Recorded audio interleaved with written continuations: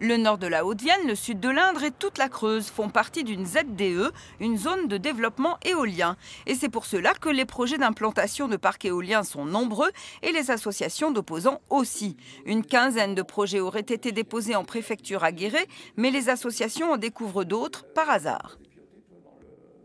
On en entend parler, les habitants des villages sont au courant.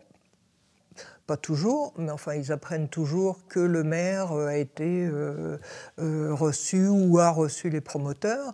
Et puis c'est comme ça que les projets se font, à bas bruit.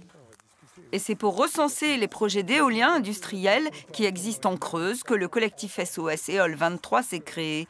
Comme ici, à Saint-Hilaire-la-Plaine, où nous avons sollicité le maire, d'ex-agriculteurs ont été démarchés par le promoteur. C'est pas gros une retraite d'agriculteur. Et donc quand on leur propose 6 000 € par an, mon Dieu, je comprends la tentation. Hein. J'ai bien conscience de ça. Ils sont démarchés par ces sociétés qui leur font miroiter, donc, comme je vous le disais,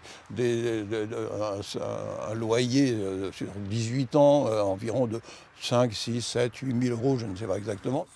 Ici, dossier chaud, les opposants sont en procès avec le maire. 2 parcs sont dans les cartons, 10 à 13 éoliennes de 150 mètres ou plus, selon les associations. À Ain, la commune voisine en accueillerait 4. Le maire, démarché il y a 2 ans, se dit ni pour ni contre, mais demande l'arbitrage de l'Agence régionale de santé. Je demande très franchement et solennellement à l'ARS de prendre position, et sérieusement et rapidement, parce que c'est pas aux élus, ni le porteur de projet, lui bien sûr, il est forcément qu'il est favorable, ni aux opposants à dire on est pour, on est contre. C'est à l'ARS, l'Agence régionale de santé, c'est elle qui est responsable, et bien responsable uniquement, et moi je suivrai l'avis de l'ARS. Ce collectif de 6 associations se dit favorable aux éoliennes, mais pas aux grandes éoliennes industrielles. Il va organiser des réunions publiques et démarcher les élus. Il affirme que déjà, certains d'entre eux auraient changé d'avis.